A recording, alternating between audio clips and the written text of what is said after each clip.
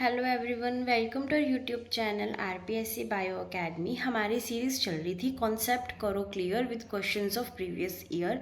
इसके अंदर हमने अभी तक 2 वीडियोस बना लिए हैं। एक हमने इथोलॉजी को कंप्लीट कर लिया है और अब स्टार्ट कर रहे हैं हम सेकंड के अंदर हमने एनिमल टेक्सोनोमी का फर्स्ट पार्ट देख लिया था। आज हम देखेंगे एनिमल टेक्सोनोमी का सेकेंड पार्ट।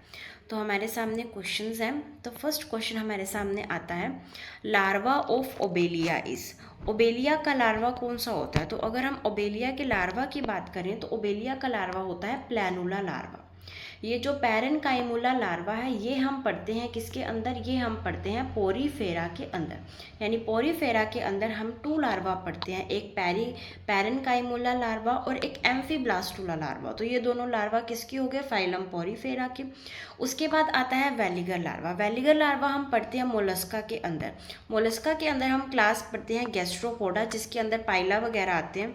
तो इस क्लास का जो लार्वा है उसे क्या बोला जाता है? वेलिगर या वेलिजर लार्वा। उसके बाद आता है साइफिस्टोमा। अगर हम बात करें साइफिस्टोमा की तो साइफिस्टोमा ये जो क्लास है ये आती है साइफोजोआ। जब हम सिलेंड्रिड्स पढ़ते हैं उसके अंदर हम 3 क्लासेस पढ़ते हैं, Hydrozoa, Anthozoa, Scyphozoa and 3 classes है, HAS से हमने याद किया था।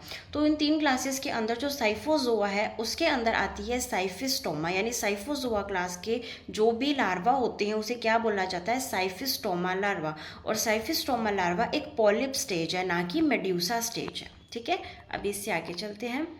फिर ये क्वेश्चन वापस से रिपीट हुआ था। ये क्वेश्चन 2013 में पहली बार आया था। Planula is larval stage of. तो हमें पता है प्लैनुला की लार्वल स्टेज क्या है, ओबेलिया की लार्वल स्टेज क्या है? प्लैनुला। उसके बाद हम देखते हैं टीनिया, फेरेटीमा एंड एस्कैरिस। ये हम अभी आगे आएंगे, जैसे जैसे हम वैसे वैसे डिस्कस करेंगे कि ये इनके लार्वा होते हैं या नहीं होते। फिर हम चलते हैं लार्वा। ये रिपीट क्वेश्चन हो गया है तो हम इसको आगे चलते हैं। फिर क्वेश्चन आएगा, विच of the following is not a class of phylum Cnidaria. Cnidaria यानी यहाँ पर किसकी बात कर रहे हैं? यहाँ पर निडेरिया का मतलब है सिलेंट्रेटा की। और सिलेंट्रेटा की हमने अभी याद की थी 3 क्लासेस होती हैं, H, A और S। हमने HAS से 3 क्लासेस याद की थी, हाइड्रोजोआ, एंथोजोआ एंड साइफोजोआ। तो यहाँ पर कौन सी क्लास नहीं आएगी? ट्रिमेटोडा क्लास यहाँ पर नहीं आएगी। ठीक है, तो 3 क्लासेस कौन सी हैं? Hydrozoa, Anthozoa and Scyphozoa. ये तीनों क्लासेस किसकी हैं? सिलेंट्रेट्स की कह सकते हैं हम, या फिर निडेरिया की हम कह सकते हैं। अब चलते हैं अगले क्वेश्चन की तरफ। Which of the following is known as fire coral. क्या बोला जाता है? फायर कोरल बोला जाता है। और ये क्वेश्चन असिस्टेंट प्रोफेसर 2016 में आ चुके हैं। तो अगर हम बात करें फायर कोरल की तो ये बोला जाता है मिलीपोरा को। तो मिलीपोरा का कॉमन नेम क्या है? Fire coral. और एक यहाँ पर इंपॉर्टेंट आ जाता है फाइसेलिया। फाइसेलिया के बारे में हमें पता होना चाहिए कि फाइसेलिया एग्जाम्पल है पोलीमॉर्फिज्म का, यानी इसके बहुरूपता, बहुत सारे रूप इसके अंदर पाए जाते हैं। उसके अलावा फाइसेलिया को पुर्तगाल का योद्धा भी कहा जाता है। तो ये क्वेश्चन भी आ जाता है कई बार फाइसेलिया के बारे में, जो हमारे लिए इंपॉर्टेंट है। और फायर कोरल तो आ भी चुका है मिलीपोरा। और ये वाला जो क्वेश्चन है ये अभी जो असिस्टेंट प्रोफेसर 2024 का जो एग्जाम हुआ है उस एग्जाम के अंदर भी यही सेम क्वेश्चन पूछा गया था फायर कोरल के बारे में। चलते हैं नेक्स्ट क्वेश्चन की तरफ। In hydra nerve cells are. अगर हम बात करें हाइड्रा की तो हाइड्रा के अंदर नर्व सेल्स जो होती हैं वो हम जनरली पढ़ते हैं नॉन पोलर होती हैं। ठीक है, लेकिन इसका जो आंसर माना गया था वो ए पोलर माना गया था। तो हमने अब लर्न यही करना है कि हाइड्रा के अंदर जो नर्व सेल्स पाई जाती हैं वो कैसी पाई जाती हैं? ए पोलर पाई जाती हैं। लेकिन हम ज़्यादातर पढ़ते क्या है? नॉन पोलर को पढ़ते हैं, लेकिन इसका आंसर ए पोलर माना गया। तो हमें आरपीएससी को ही ध्यान में रखकर आंसर टिक करना है। तो हमने ए पोलर ही वहाँ पर टिक करना है अगर क्वेश्चन आता है तो। फिर हम चलते हैं नेक्स्ट क्वेश्चन की तरफ। Bye radial symmetry is found in which of the following. अगर हम बात करते हैं किसकी? बाय रेडियल सिमेट्री की। बाय रेडियल सिमेट्री हमें मिलती है किसके अंदर? बाय रेडियल सिमेट्री हमें टीनोफोरा फाइलम के अंदर मिलती है। फाइलम टीनोफोरा के अलावा और कहीं हमें बाय रेडियल सिमेट्री देखने को नहीं मिलती एनिमल्स के अंदर। तो बाय रेडियल सिमेट्री टीनोफोरा के अंदर मिलती है। और टीनोफोरा का यहाँ पर एक ही एग्जाम्पल है जो कि है बिरोय। बाकी सबके अंदर बाय रेडियल सिमेट्री नहीं पाई जाती, सिर्फ और सिर्फ एक बिरोय है जिसके अंदर बाय रेडियल सिमेट्री हमें देखने को मिलती है। और कंप्लीट टिनोफोरा फाइलम के अंदर भी हमारे पास एक आता है सी एनेमन, जिसे हम लिखते हैं, क्या लिखते हैं, सी एनेमन, या फिर हम इसे क्या लिखते हैं, मेट्रीडियम भी कह देते हैं। तो सी एनेमन एक ऐसा टिनोफोरा के अंदर आता है जिसके अंदर बाय रेडियल सिमेट्री नहीं पाई जाती, यानी ये क्या है, एक सिलेंट्रेट का एक्सेप्शन है सी एनेमन, जिसे मेट्रीडियम भी कहा जाता है। इसके अंदर बाय रेडियल सिमेट्री नहीं पाई जाती। ठीक है, नेक्स्ट क्वेश्चन क्या है हमारा, biradial animal which bears lasso cells, यानी बाय रेडियल किसकी बात कर रहा है, ये कर रहा है टिनोफोरा एनिमल्स की, और लेसो सेल्स भी किसका करेक्टर है, टिनोफोर्स का ही, टिनोफोरा फाइलम का ही करेक्टर है। लेसो सेल्स क्या होती हैं, जैसे हमारे निडेरिया के अंदर क्या पाए जाते हैं, निडेरिया के अंदर स्टिंगिंग सेल्स पाए जाते हैं, उसी तरीके से स्टिंगिंग सेल्स की मॉडिफिकेशन ही क्या है, लेसो सेल्स है। यानी टिनोफोरा के अंदर स्टिंगिंग सेल्स की जगह क्या आ जाते हैं, लेसो सेल्स आ जाते हैं। ये लेसो सेल्स क्या काम करते हैं, अडहेशन का, यानी चिपकने का काम करते हैं, और ये क्या काम करते हैं, शिकार करने का काम करते हैं। तो ये दोनों काम किसके द्वारा किए जाते हैं, लेसो सेल्स के द्वारा किए जाते हैं। जिस तरीके से निडेरिया के अंदर, सिलेंट्रेट्स के अंदर स्टिंगिंग सेल्स प्रेजेंट होते हैं, उसी तरीके से टिनोफोरा के अंदर लेसो सेल्स प्रेजेंट होते हैं। अब हमने यहाँ पर इन 4 ऑप्शंस में से ये देखना है भी कौन से एग्जाम्पल्स हैं टिनोफोरा के। तो अगर हम टिनोफोरा के एग्जाम्पल देखें तो हमें बिरोई भी टिनोफोरा का दिख रहा है, हमें टिनोप्लेना भी टिनोफोरा का दिख रहा है, और हमें सी एनेमन भी टिनोफोरा का दिख रहा है। तो लेकिन टिनोफोरा के अंदर जो सी एनेमन है यानी मेट्रीडियम है, इसके अंदर तो बाय रेडियल सिमेट्री नहीं पाई जाती, हमने अभी डिस्कस किया था। तो by radial symmetry A and C के अंदर पाई जाएगी, तो ऑप्शन नंबर सी हमारा सही हो जाएगा, यानी बिरोई एंड टिनोप्लाना, इन दोनों के अंदर बाय रेडियल सिमेट्री भी पाई जाती है और लेसो सेल्स भी पाए जाते हैं। ठीक है, अभी हम चलते हैं नेक्स्ट क्वेश्चन की तरफ। The tremendous power of regeneration in planaria is due to. अब प्लेनेरिया है जिसे हम क्या बोलते हैं, डुगेशिया भी बोलते हैं। इस प्लेनेरिया या डुगेशिया जो कि प्लेटीहेल्मिंथिस का एक मेंबर है, इसके पास जो रीजनरेशन की पावर है वो बहुत ही हाई अमाउंट में होती है, यानी हम इसके जितने टुकड़े करेंगे हमें उतने प्लेनेरिया मिल जाएंगे। तो इसका रीजनरेशन की इतनी पावर होने का यहाँ पर कारण क्या है, तो अगर हम कारण की बात करें तो यहाँ पर इसका ऑप्शन रहेगा डी ऑप्शन, नियोब्लास्ट सेल्स। नियोब्लास्ट सेल्स की वजह से ही प्लेनेरिया के अंदर रीजनरेशन की कैपेसिटी इतनी पाई जाती है। और ये हमारे लिए बहुत इंपॉर्टेंट क्वेश्चन बन जाता है, हो सकता है कि ये क्वेश्चन हमारे रिपीट भी हो जाए, तो ये क्वेश्चन बहुत ही इंपॉर्टेंट है, हमें पता होना चाहिए। फिर हम चलते हैं नेक्स्ट क्वेश्चन की तरफ। लॉरर्स कैनाल इज प्रेजेंट इन, ये क्वेश्चन बहुत इंपॉर्टेंट है लॉरर्स कैनाल वाला, क्योंकि ये क्वेश्चन 2 से 3 बार जो है असिस्टेंट प्रोफेसर में ही पूछा जा चुका है। ठीक है, किसके बारे में, लॉरर्स कैनाल के बारे में। तो सबसे पहले हमें ये पता होना चाहिए लॉरर्स कैनाल किसके अंदर पाई जाती है, तो ये लीवर फ्लूक या फिर फैसियोला हिपैटिका के अंदर जो है लॉरर्स कैनाल पाई जाती है।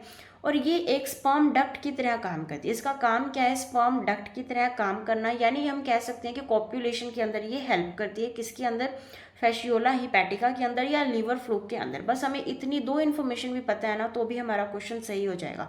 तो हमें ध्यान में रहना चाहिए कि लॉरर्स कैनाल जो है वो फैसियोला हिपैटिका या फिर लीवर फ्लूक के अंदर देखने को मिलती है। चलते हैं नेक्स्ट क्वेश्चन की तरफ। तो नेक्स्ट क्वेश्चन है लॉरर्स कैनाल फाउंड इन डाइजीनिया इज। अब फिर से किसके बारे में क्वेश्चन पूछा गया, लॉरर्स कैनाल के बारे में पूछा गया। और ऑप्शंस है हमारे पास copulatory organ, sensory papillae, fertilized egg या लोकोमोटरी ऑर्गन। तो हमने अभी डिस्कस किया ये किसकी तरह वर्क करता है, एक स्पर्म डक्ट की तरह वर्क करता है। तो इसका आंसर क्या रहेगा, इसका आंसर रहेगा एंड इवर्सिबल कॉप्यूलेटरी ऑर्गन। तो लॉरर्स कैनाल एक हमारे कॉप्यूलेशन से, जो फैसियोला हिपैटिका के कॉप्यूलेशन से ही रिलेटेड होती है। ठीक है, अभी हम चलते हैं आगे। Hexacanth is a larval stage of, hexacanth किसकी लार्वल स्टेज है, तो हेक्साकैंथ लार्वल स्टेज है टेप फॉर्म की। हमने टेप फॉर्म की सारी जो है इसकी लार्वल फॉर्म्स को देखा था, और उसको हमने कैसे लर्न किया था, OHBC। कैसे याद किया था, OHBC, oncosphere, hexacanth, bladder worm and cysticercus. 4 थी इसकी, oncosphere, hexacanth, bladder worm, cysticercus. तो ये 4 जो फॉर्म है ये किसकी है, टेप वर्म की है। इसका ऑर्डर भी पूछा जा सकता है, तो ये 1st, 2nd, 3rd, 4th, इसी तरीके से इसकी लार्वल स्टेजेस की जो सीक्वेंस है वो भी यही है। तो ये हमें इसकी सीक्वेंस लर्न होनी चाहिए, क्योंकि ये क्वेश्चन जो है वो रिपीट हो सकता है, और हो सकता है कि इनमें से इस बार कोई और लार्वा पूछ लिया जाए। तो हमें पता होना चाहिए oncosphere, hexacanth, bladder worm and cysticercus, ये 4 फॉर्म्स होती हैं। फिर हम चलते हैं the type of respiration found in taenia solium, यानी टीनिया सोलियम टेपवर्म के बारे में पूछा गया कि किस तरीके की रेस्पिरेशन यहाँ पर देखने को मिलती है। तो जो टीनिया सोलियम होता है वो क्या होता है, एक एंडोपैरासाइट होता है। एंडोपैरासाइट होता है यानी ये पैरासाइट तो होता है लेकिन अपने होस्ट की बॉडी के अंदर रहता है। ठीक है, इसके दो, जो हम कह सकते हैं इसके दो होस्ट होते हैं, एक primary host, secondary host.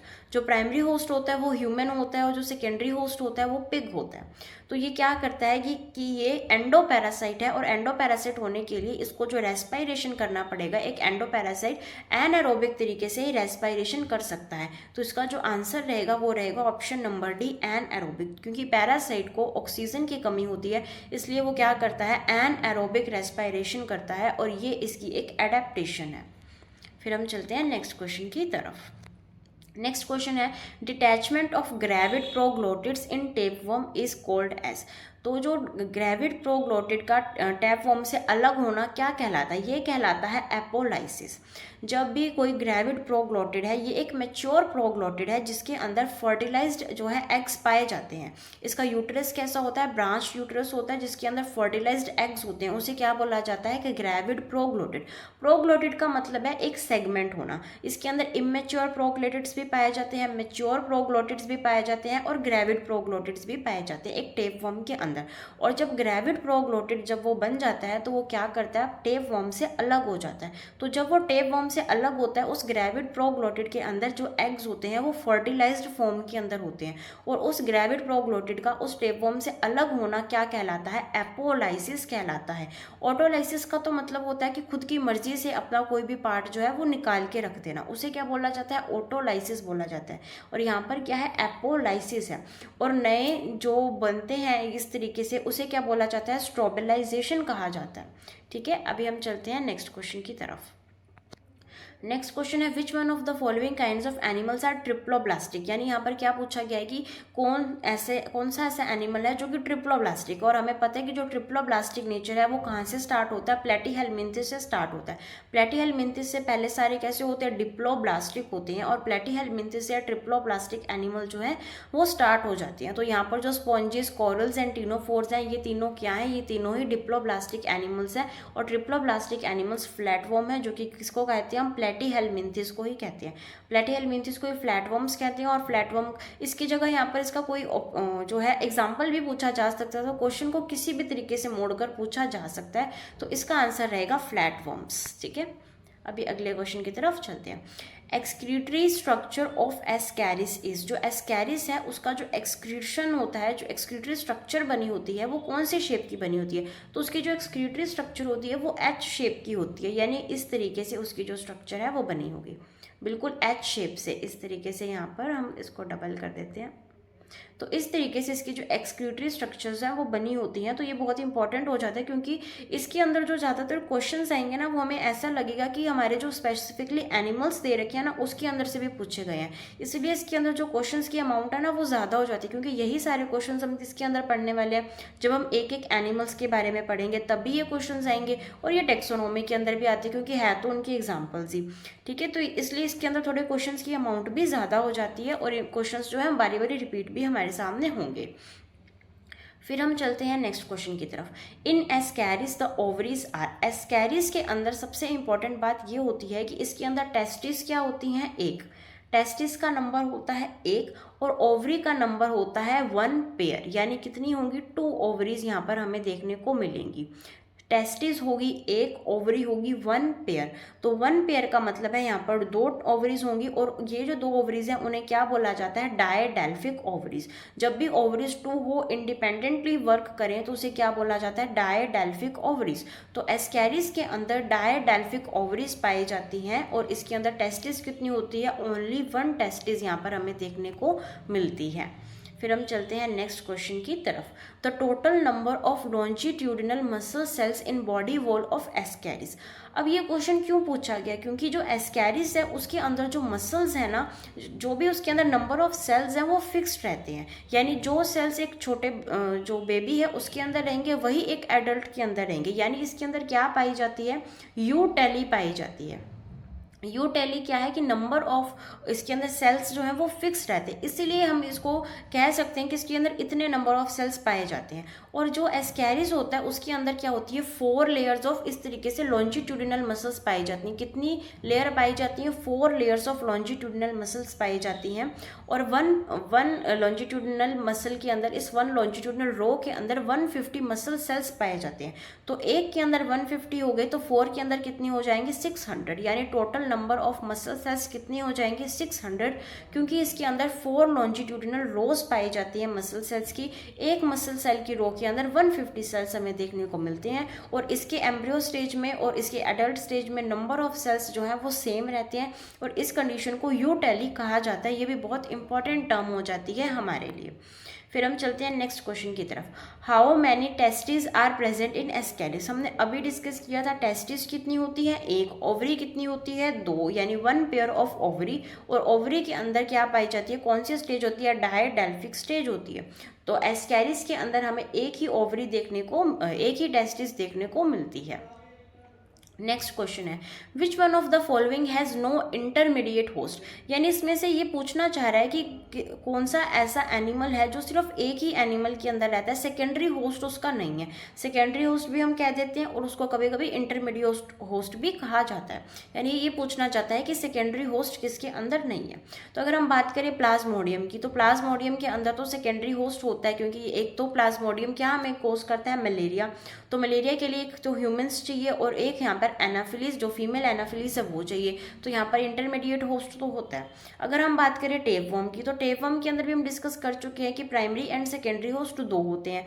Primary host होता है ह्यूमन और सेकेंडरी होस्ट क्या होता है, पिग होता है। तो इसके अंदर भी secondary host and intermediate host तो प्रेजेंट होता है। और अगर हम बात करते हैं लीवर फ्लूक की, तो लीवर फ्लूक के अंदर भी 2 होस्ट पाए जाते हैं, primary host and secondary host. Primary host होती है इसकी शीप और सेकेंडरी होस्ट होता है इसका स्नेल।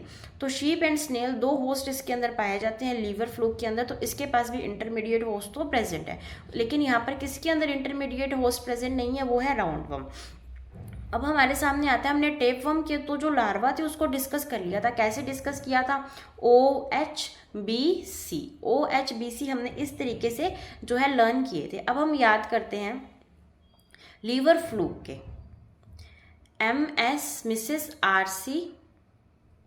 मिसेस आरसी मैम, हम इसको इस तरीके से याद करेंगे, मिसेस आरसी एम।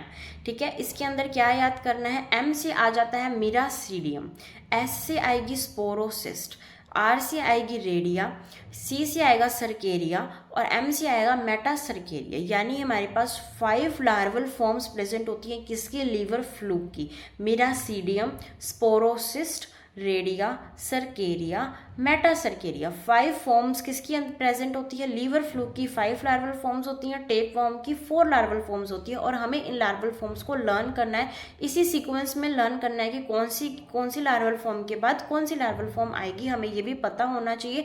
और ये बहुत ही इंपॉर्टेंट है, थोड़ा सा अच्छे लेवल का क्वेश्चन यहाँ पर ये बन जाता है। ठीक है, अभी हम चलते हैं नेक्स्ट क्वेश्चन की तरफ। Body cavity of Ascaris. जो एस्कैरिस होते हैं, एस्कैरिस किसके अंदर आते हैं, एस्कैरिस आते हैं एस्केलमिंथिस के अंदर। तो एस्केलमिंथिस के अंदर क्या होता है, एस्केलमिंथिस के अंदर होता है कि यहाँ पर जो सिलोम है वो ट्रोसिलोम नहीं पाई जाती, यहाँ पर स्यूडोसिलोम पाई जाती है, क्योंकि ये ब्लास्टोसील से बनती है। तो जो सिलोम ब्लास्टोसील से बने उसे स्यूडोसिलोम कहा जाता है। जो सिलोम ब्लास्टोसील से बनती है उसे स्यूडोसिलोम कहा जाता है। तो इसके अंदर कौन सी सिलोम प्रेजेंट होगी, स्यूडोसिलोम प्रेजेंट होगी। ठीक है, बाकी हम डिस्कस कर चुके हैं शाइजोसिलोम के बारे में, एंटीरोसिलोम के बारे में, कि जब 4D या टीलियोब्लास्ट सेल से सिलोम बने तो उसे एंटीरोसिलोम कहा जाता है, शाइजोसिलोम कहा जाता है। और जब मेसोडर्मल पाउच से सिलोम बने तो उसे एंटीरोसिलोम कहा जाता है। शाइजोसिलोम के एग्जाम्पल भी हमने पढ़े थे, जो कि हमने याद किया था AAM से, यानी एनालिडा, आर्थ्रोपोडा और मोलस्का के अंदर क्या पाया जाता है, शाइजोसिलोम पाया जाता है। एकाइनोडर्मेटा से कंप्लीट कॉर्डेट्स के अंदर क्या पाया जाता है, एंटीरोसिलोम पाया जाता है। आम किसका एग्जाम्पल है, शाइजोसिलोम का, जब 4D या टीलियोब्लास्ट सेल से क्या बने, सिलोम बने। सिलोम और सिमेट्री हमारे लिए बहुत इंपॉर्टेंट है, एक क्वेश्चन जरूर आता है, तो हमें इनके बारे में अच्छे से लर्न करना है। फिर हम चलते हैं नेक्स्ट क्वेश्चन की तरफ। नेक्स्ट क्वेश्चन है in ascaris the reserved food is stored in. अब यहाँ पर क्या किया गया, थोड़ा सा कंफ्यूजन किया गया और कुछ नहीं है। अगर हम बात करें एस्कैरिस के अंदर रिजर्व फूड तो वो सबके अंदर प्रेजेंट होगा, मेनली इंटेस्टाइन के अंदर होता है, लेकिन कुछ अमाउंट में मसल्स में भी होता है, एपिडर्मिस में भी होता है और इंटेस्टाइन के अंदर होता है। सभी के अंदर जो है ये पाया जाता है, क्या रिजर्व्ड फूड स्टोर किया जाता है। तो इसी के साथ ही हमारा जो पार्ट 2 है किसका, पार्ट 2 है एनिमल टेक्सोनोमी का, वो हम यहीं फिनिश करते हैं।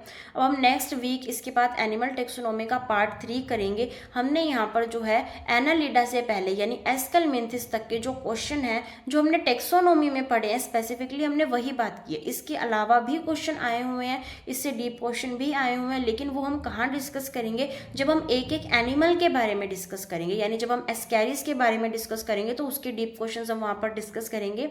और जैसे हम उसके बारे में टेपवर्म के बारे में या टेनियोसोलियम के बारे में डिस्कस करेंगे तो वहाँ पर भी उसकी और भी क्वेश्चंस हमारे सामने आएंगे। तो यहाँ पर हमने थोड़ा सा टेक्सोनोमी रिलेटेड रखा है, ज़्यादा हम जो है डीप नहीं गए हैं, लेकिन वहाँ पर हम प्रॉपर क्वेश्चंस को करेंगे। ठीक है, अभी हम इसके बाद एनालिडा से जो है नेक्स्ट जो है क्लास वो स्टार्ट करेंगे। उसके अंदर हम एनालिडा से स्टार्ट कर देंगे, 1 या 2 क्लासेस के अंदर हमारी एनिमल टेक्सोनोमी जो है वो फिनिश हो जाएगी। ठीक है, तो तब तक आप वीडियो को लाइक कीजिए, शेयर कीजिए, हमारे चैनल को सब्सक्राइब कीजिए। आपका कोई भी डाउट है कमेंट सेक्शन में लिखिए, ज़्यादा से ज़्यादा इस वीडियो को शेयर कीजिए ताकि ज़्यादा से ज़्यादा इस बच्चे जो हैं वो इस सीरीज़ का लाभ उठा सकें। Thank you.